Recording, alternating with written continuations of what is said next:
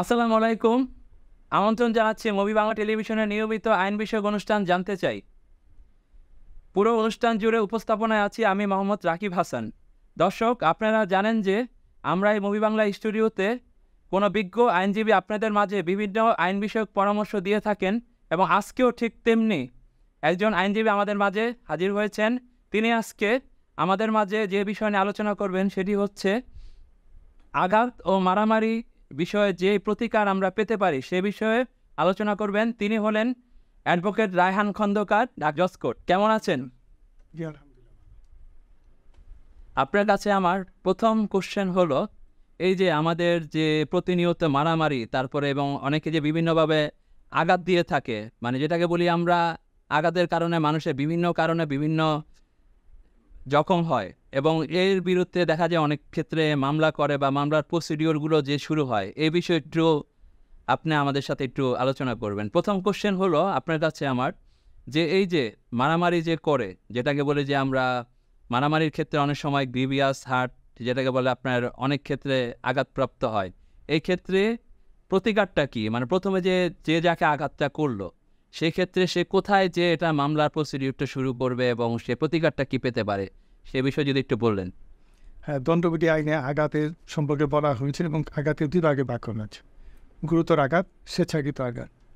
গুরুতর আঘাতটা হলো আপটি ক্ষেত্রে ধরে নেওয়া হয়। প্রথমত চোখের দৃষ্টিশক্তি কেড়ে নেওয়া, পুরুষত্বহীনতা করা, তারপরে চোখের দৃষ্টিশক্তি কেড়ে নেওয়া, তারপর কানের শ্রবণ শক্তি কেড়ে নেওয়া, স্থায়ীভাবে কানের শ্রবণ শক্তি কেড়ে নেওয়া এবং হাড় ভাঙা। তারপর এমন আঘাত যা 20 দিন পর্যন্ত এই হাসপাতালে ভর্তি থাকতে হয়। এই আঘাতগুলোকে আমরা গুরুতর আঘাত বলে থাকি। গুরুতর আঘাতের সম্পর্কে প্রথমে আমরা যে কাজটি করি, প্রথমে চিকিৎসা করাইতে হবে। এটা নিকটস্থ যে সরকারি হাসপাতালগুলো আছে সেখানে আমরা চিকিৎসা গ্রহণের পরামর্শ দিই। চিকিৎসা গ্রহণের পরবর্তীতে আমরা বলি নিকটস্থ কোনো থানায় মামলা দায়েরের জন্য, অভিযোগ দায়ের জন্য। যদি অভিযোগ গ্রহণ না করে সেক্ষেত্রে আমরা জজ কোর্টে একটা কমপ্লেন রেজিস্টার বা সিআর মামলা করার পরামর্শ দিয়ে থাকি। আর আবার দ্বিতীয় কোশ্চেন হলো আপনার কাছে, যে মামলাটি দেখা গেল অনেক সময় থানাতে গেল, সে থানা কিন্তু অনেক ক্ষেত্রে মামলাগুলো নিতে চায় না, সেক্ষেত্রে এটার প্রসিডিওরটা কি? না, মামলা অনেক সময়ই দেখা যায় যে থানায় হয়রানি হয়। হয়রানি হওয়ার ফলে তারা বিজ্ঞ আদালতে শরণাপন্ন হন। তখন আমরা তাদের যে মেডিকেল যে রিসিপ্টটা আছে সেই রিসিপ্ট সহ বিভিন্ন প্রেসক্রিপশন সহ আর্জি দাখিল করে লিখে এবং ম্যাজিস্ট্রেটের নিকট শরণাপন্ন হয়। ম্যাজিস্ট্রেট 200 ধারায় জবানবন্দি গ্রহণ করে এবং পুরো মামলাটা পর্যালোচনা করে যদি তার মধ্যে যথেষ্ট কারণ দেখে যায়, যদি তিনি সরাসরি ওয়ারেন্ট দিতে পারে, যদি ওয়ারেন্ট না দেয় বা সমন দিতে পারে বা তদন্তের জন্য নিতে দিতে পারে, যে কোনো একটি কাজ তিনি সম্পাদন করবেন। আর আমার থার্ড কোশ্চেন হলো আপনার কাছে, যে দেখা গেল মামলাটি একজনের নামে হলো, এখন সে আসামি যে হয়, দেখা গেল একাধিক আসামিও থাকে কিংবা একজন থাকে, সেক্ষেত্রে তাদের প্রতিকারগুলো কি? একাধিক আসামি যদি থাকে সেক্ষেত্রে আসামির পক্ষে হলো এই বিজ্ঞ আদালতে সেন্টার করে চাবেন নিতে। সেক্ষেত্রে দেখা যায় যদি তার কোনো বিষয় থাকে, যেমন যদি জামিনের যদি কোনো না থাকে, গ্রাউন্ডসই না থাকে, সেক্ষেত্রে সে কিভাবে কি করতে পারে? জামিনের কাজ যেগুলো সেক্ষেত্রে কী করে পেশাগত মর্যাদা পাই, সামাজিক মর্যাদা, বিভিন্ন ডকুমেন্টারি সার্টিফিকেট নিয়ে আমরা আদালতে সেটা চাবেনের চেষ্টা করি। সেটা আদালতকে যদি সন্তুষ্ট করে যায় তাহলে সেক্ষেত্রে অবশ্যই আদালত জামিন প্রদান করে। আর আমার পরবর্তী আপনার কাছে কোশ্চেন হলো, এই ক্ষেত্রে বাদী কি রিলিফ পেতে পারে? মানে বাদী যে মামলা করলো, যে আঘাতপ্রাপ্ত হলো, তার কি প্রতিকার? মানে সে যে আঘাতপ্রাপ্ত হয়ে মামলাটি দায়ের করলো, এখন বাদী সে কি রিলিফটা পেতে পারে? একজন বিজ্ঞ আইনজীবীর কাছে গেল, দেখা গেল কিছু কিছু ক্ষেত্রে আপনার থানায় গেল, থানায় মামলাটি গ্রহণ করলো, সেক্ষেত্রে অনেক ক্ষেত্রে দেখা যায় যে আপনার থানায় মামলা করলে কিন্তু রাষ্ট্রবাদী হয়ে যায়, কিন্তু সেক্ষেত্রে দেখা যায় বাদী একজন আইনজীবী নিয়োগ দিল, তখন সে প্রতিকারটা কি পেতে পারে? না, দেখা যায় যে সরকারি আইনজীবীগুলো অনেকগুলো মামলার পেশা থাকে, সেজন্য তিনি সবগুলো মামলায় সমানভাবে সময় দিতে পারে না। সেক্ষেত্রে এর জন্য তাকে বেসরকারি আইনজীবী নিয়োগ করতে হবে। সেক্ষেত্রে প্রতিকারটা কি? বাদী কি প্রতিকার পেতে পারে? যে প্রতিকারটা পায় সেটা হলো সর্বপ্রথম তাকে উকালতনামা বা পাওয়ার দিবে। পাওয়ার দেওয়ার পরে বাদীকে তাকে গাইডলাইন দিবে কীভাবে তিনি মামলাটা পরিচালনা করবে। প্রথমত যে মামলাটাই হয়, যখন আমলে নেয় না তখন চার্জ গঠন করা হয়। চার্জ গঠনের পরে দ্বিতীয় স্টেপে যায় সাক্ষ্য গ্রহণের পর্যায়ে। সে সাক্ষ্য গ্রহণ কীভাবে সাক্ষ্য দেবে, কজন সাক্ষ্য আনবে, সাক্ষ্য প্রমাণে কী কী কাগজপত্র দাখিল করতে হবে, এই ধরনের তাকে পরামর্শ দেওয়া হয় এবং সাক্ষ্য সম্পন্ন হলে পরবর্তী এটা বিচারে চলে যান অ্যাগ্রিমেন্টের পরে। আর আমার আপনার মানে ফোর্থ যে পরবর্তী যে কোশ্চেন সেটা হচ্ছে, এই ক্ষেত্রে দেখা গেল যে আসামি কোনো অপরাধ করেনি কিন্তু তার নামে সে মামলা দায়ের করেছে বাদী, সেক্ষেত্রে আসামি সেটা কিভাবে সে রিলিফ পেতে পারে? এক্ষেত্রে আপনি যখন আগে চার্জ গঠন হবে, চার্জ গঠনের সময় তাকে ডিসচার্জের পিটিশন একটা দিতে হবে। সেখানে তার বিভিন্ন কারণ, সেই ঘটনার সময় কোথায় ছিল বা ঘটনার সময় কোথাও চাকরিতে ছিল কিনা বা অন্য জায়গায় ছিল কিনা, তার ঘটনা ছিল কিনা, বিভিন্ন ডকুমেন্টারি কাগজপত্র দিয়ে তাকে প্রমাণ করতে হবে যে হ্যাঁ সেখানে ছিল না, সেই ঘটনার সাথে জড়িত না। তখন আদালত সন্তুষ্ট হলে তাকে ডিসচার্জ মামলা থেকে অব্যাহতি দেয়। আর আমার আপনার পরবর্তী কোশ্চেনে যাওয়ার আগে ছোট্ট একটা বিরতিতে যাচ্ছি, বিরতির পরে আবার আপনাদের মাঝে ফিরে আসবো, সেই পর্যন্ত আমাদের সঙ্গেই থাকুন।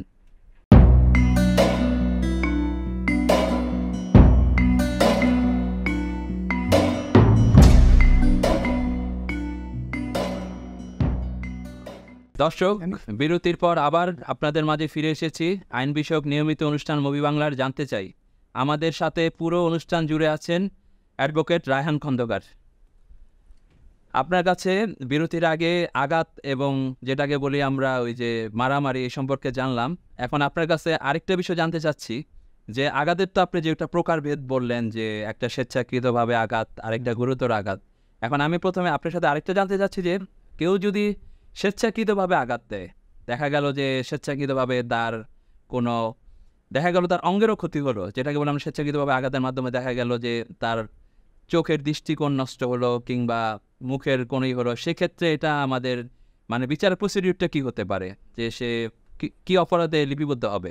এটা যখন আপনার মামলাটা প্রসিডিং হয়, দরকার প্রথমে যে চার্জশিট যখন দিবে তখন সেখানে একটা হাসপাতাল থেকে একটা গিভেস দিয়ে একটা চার্জশিট দিবে, যে মেডিকেল রিপোর্ট দিবে, এমসি যেটাকে আমরা বলি, ওটা দাখিল করবে কোর্টে দাখিল করার পরে পরবর্তী প্রসিডিংয়ে যে সাক্ষীটা দিবে, সে সাক্ষীর সময় কিভাবে করা হয়েছে, কিভাবে মারা হয়েছে, কিভাবে বিভিন্ন ডকুমেন্টের বিষয়ে সাক্ষ্য গ্রহণ করার পরে তারপর বিবাদী পক্ষ আসামি পক্ষ জেরা করবে, জেরা করার পরে আমরা আর্গুমেন্টে সেগুলো বলবো যে কীভাবে দেওয়া হয়েছে। এক্ষেত্রে আপনার 326 ধারা যে উপাদানগুলো আছে, শাস্তি যাবজ্জীবন কারাদণ্ড এবং অনধিক 10 বছরের কারাদণ্ড জরিমানা আছে। যদি আমরা প্রমাণ করতে পারি তাহলে এই শাস্তি বিজ্ঞ আদালত থেকে আমরা দিতে পারব। আর মামলাটির পর্যবেক্ষণটা কতটুকু মানে গুরুতর হিসাবে আমলে নেয় সেটা কি আপনারা, যেটা আমি জানতে চাচ্ছি যে একজন বিজ্ঞ আইনজীবী হিসাবে আপনার কাছে আমার কোশ্চেন, যে দেখা গেল যে অনেক ক্ষেত্রে প্রমাণের অভাবে কিংবা সাক্ষীর অভাবে অনেক ক্ষেত্রে আসামি এগুলো খালাস পেয়ে যায়, সেক্ষেত্রে করণীয়টা কি? না, অনেক ক্ষেত্রে দেখা যায় যে এমসি মেডিকেল সার্টিফিকেটে যেহেতু অনেকে আনতে পারে না, কষ্ট হয়, বা অনেক ক্ষেত্রে এটা তুলতে করতে পারে না, সেক্ষেত্রে দেখা যায় যে আপনার 326 ধারা না হয়, অনেক ক্ষেত্রে দেখা যায় 323 ধারা চার্জ গঠন হয়ে যায়। 323 ধারা চার্জ গঠন হলে আপনার অপরাধীটা কমে যাওয়ার কারণে ওই ক্ষেত্রে একটা 1 নম্বর কারণ। আর 2 নম্বর কারণ হলো অনেক সময় দেখা যায় যে বাদী সাক্ষী দিতেছে কিন্তু বাদী যে সাক্ষীগুলো মানছে বা ঘটনার পরিবেশের চারদিকে ছিল, এই সাক্ষীগুলো আসে না বা ডেকে আনতে পারে না। এর জন্য দীর্ঘ সময় ডেট পরে এক সময় দেখা যায় যে সাক্ষীর অভাবে মামলাগুলো খারিজ হয়ে যায়। আর পরবর্তীতে খারিজ হয়ে গেলে আবার আপিলের সুযোগ আছে, পরবর্তীতে খারিজ হয়ে গেলে আমরা মহানগরে একটা আপিল দায়ের করি।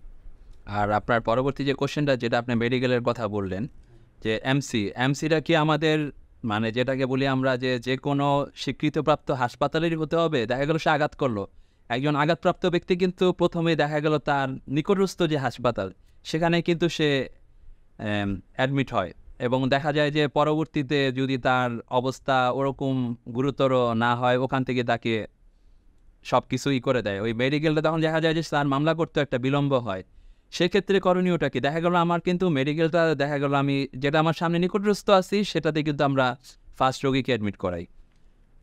এর জন্য আমরা প্রথমে বলি যে নিকটস্থ সরকারি হাসপাতাল, কারণ বেসরকারি হাসপাতালগুলো এখন বিজ্ঞ আদালতগুলো আমলে নিতেছে না, কারণ বেসরকারি হাসপাতালে অতীতে ছিল কিন্তু বিভিন্ন এর কারণে এখন এগুলো সরকারি হাসপাতাল ক্ষতি হয়।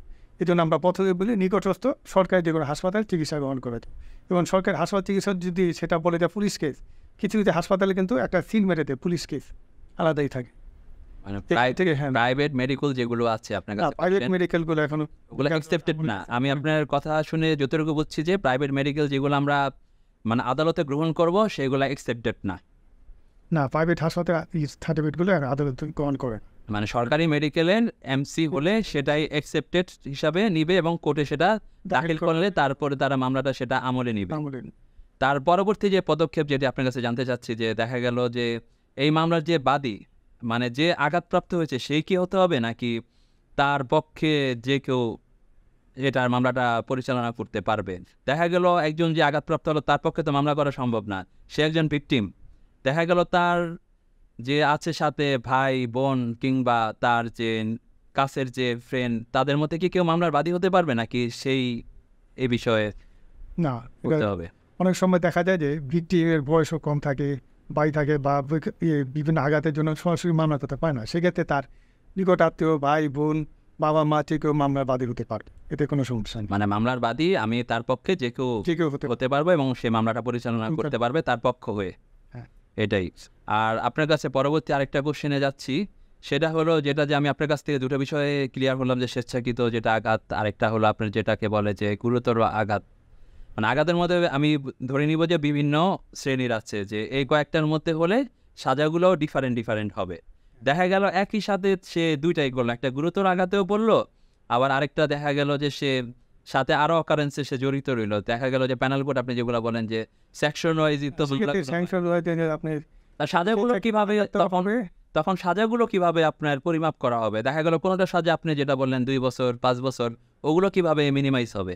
ওই সবগুলো একসাথে বিখ্যাত আমলে মানে যে আদালতের আপনি যেটা বলতে চাচ্ছেন যেটা আমলে নেওয়ার ক্ষমতা আছে একটা ইয়ের মধ্যে 323 325 326 বাই দেওয়া থাকে, সবগুলো একই ধারা অপরাধ আমলে নিয়ে বিখ্যাত বিচার করে। মানে এটা বিচারকের উপরে নির্ভর করে পুরোটা, মানে সে কোন কোন সেকশন সে আমলে নেবে এবং সে অনুযায়ী বিচারিক কাজ শুরু হবে। আর আপনার কাছে আমার লাস্ট যে কোশ্চেনটা, এর থেকে দেখা গেল যে অনেক সময় বাদী মামলা থেকে প্রতিকার পেল না, যে আমি যেটা আপনাকে ফার্স্টেই বললাম যে আসামি খালাস পেল, কিন্তু সেই ক্ষেত্রে যদি আসামি খালাস পায় তখন বাদীর করণীয় কি? বাদী উচ্চ আদালতে আপিল করতে পারে। আপিল করতে পারবে। আর যদি আসামির সাজা হয়ে গেল সেক্ষেত্রে করণীয়টা কি? সে উচ্চ আদালতে রিভিশন করতে। উচ্চ আদালতে রিভিশন। জি আচ্ছা, আপনাকে আমাদের এই অনুষ্ঠানে আসার জন্য অনেক অনেক ধন্যবাদ।